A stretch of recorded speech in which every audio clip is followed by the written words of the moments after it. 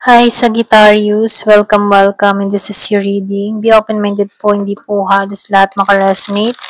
Thank you nga po pala sa mga nagsusubscribe, sa mga bumabalik. Marami pong salamat. Give it a message for Sagittarius. Ano yung mensahe sa'yo? Give it a message for Sagittarius. Ano yung mensahe sa'yo?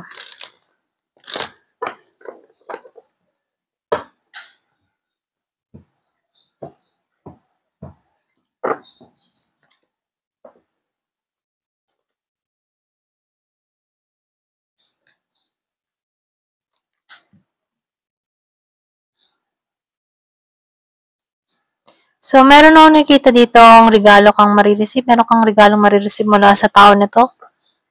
Mula kay Taurus, okay? So, nakikitaan ko dito, siya yung tipo ng tao na mapagbigay, hindi siya madamot dito. Mabait siya dito, no? Pagdating sa'yo, mabait to. Kumbaga, nakikitaan ko dito na equal give and take. Kumbaga, pareho kayo nagbibigayin sa isa't isa. So, swerte ka kung makatuloy mo tong tao na to, no? Meron ako nakikitang Taurus. Kumbaga, itong tao na to ay andun yung pagiging niya mapagbigay sa'yo. Hindi siya madamot sa'yo, okay? So, nakikita ko dito, pwedeng new person to, or pwede rin sabihin bago pa lang to, kasi meron tong regalong ipagkakalob sa'yo dito, okay? So, sinasabihan ka rin dito, no, kung meron kang kadiling dito na Pisces. So, sinasabihan ka dito, ito na yung time para i-release mo na to, okay? Kasi hindi mo siya deserve. Nakikita ko dito, emotional unfulfilled ka sa tao na to. Pwede rin sabihin na hindi siya sweet, cold siya sa'yo. So, ito na yung time para i-let go mo to. It's time to move on.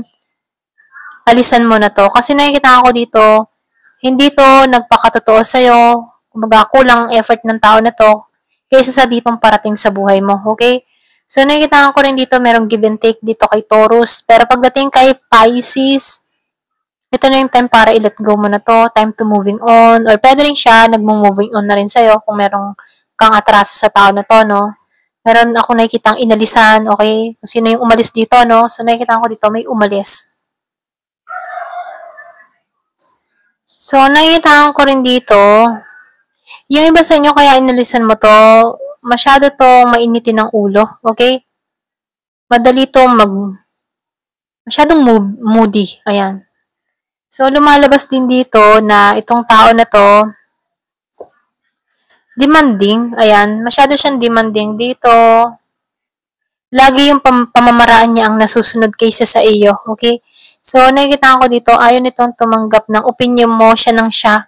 Kaya dito, no, masyado kang na na-under ng tao na to. Ito rin nafe-feel ko, no. Yung sa inyo, meron ka din kadiling na Leo na masyadong na-under ka nito. Hindi siya madaling maano dito, no. Mapasuko kasi matigas ang ulo ng tao na to. Gusto niya siya lang ng siya lagi na susunod dito. So, sinasabihan ka rin dito, no, yung iba sa inyo, hindi ka balanse, okay? Nakakaramdam ka dito ng hindi balance, pakaramdam mo merong kulang sa buhay mo. Yung parang nawawalan ka ng panibagong perspective, okay? So, sinasabihan ka dito, no, tanggalan mo yung mga pag-iisip ng negatibo, pagtuunan mo yung sarili mo. Ito rin yung mensahe, no?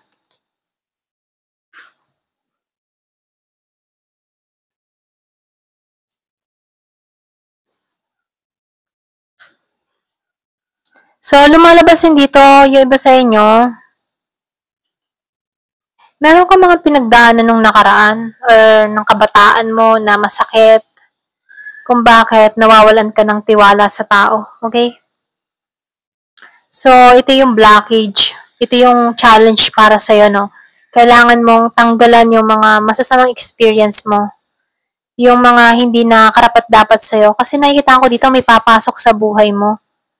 Kung ikaw man ay nabigo sa buhay mo, huwag ka mawalan ng pag-asa. May darating at darating dito. Tapos na yung nakaraan mo. Merong papasok na bago sa buhay mo. So, nakita ko dito feeling stuck ka eh. Naboboring ka. Hindi mo alam kung meron pa bang yung kahihinat na ng ginagawa mo, tinatrabaho mo, or maging sa buhay mo ngayon, ano.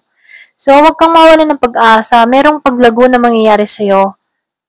Ginigising ka dito, ito na yung time para i-surrender mo ang lahat. Ito na yung time para i-let go mo yung hindi nakakatulong sa sitwasyon mo. Ito na yung time para i-allow mo yung pagbabago kasi may paggising ka dito. Binibigyan ka ng pangunawa na kaya mong alisan to. Kaya mong alisan tong mga problemang kinaharap mo. Kung ano man yung mga pagsubok na yan, tapos na yun eh. Okay? Ito na yung time para papasukin mo yung panibagong journey. Okay? Panibagong yugto ng buhay mo. Kasi hindi ka nasasakopin nung nakaraan. Maliban na lang kung ikaw yung magpapasakop sa nakaraan. Okay? Dito, meron ditong black yung intuition. Okay? So, meron din ako nakikita ditong deception, pandaraya, or pwede rin sabihin na illusion, okay?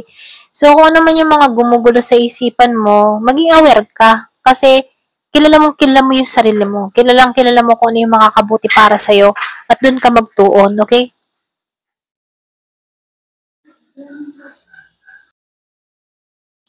So, nakikita ko dito, yung mga hindi ka yung hindi ka pakipakinabang, bitawan mo na. Ayan, ito lang nakikita ko dito, no? Kasi dito, meron ditong mga negatibong pag-iisip na kung saan dito ka nagpapasakop. So, binibigyan ka dito ng talino. I-surrender mo na to. Binibigyan ka ng pangunawa na bitawan mo na yung mga dapat bitawan.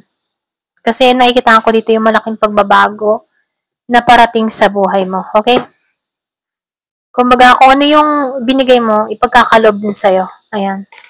Kung ano yung hiniling mo, ipagkakalob sa'yo.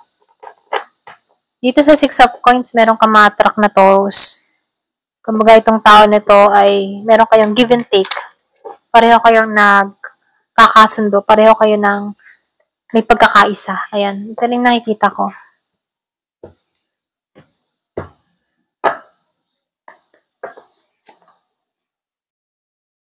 So, stay optimistic about your love life. Ayan. Positive thinking and faith will bring you romance. Kapag positibo ka, meron parating. Okay? Flirt. So, meron ditong flirt. Extend your light-hearted energy to others. So, ito na yung time para bigyan mo din ng chance yung iba. Okay? This could be the one. So, ito na yung tamang tao para sa'yo. Kasi dito, nasasakop pa ng nakaraan mo. Pero meron ako nakikitang papasok sa buhay mo. Excuse me. You deserve love. Okay? Ito yung mensahe, no? You are lovable. Deserve mo to.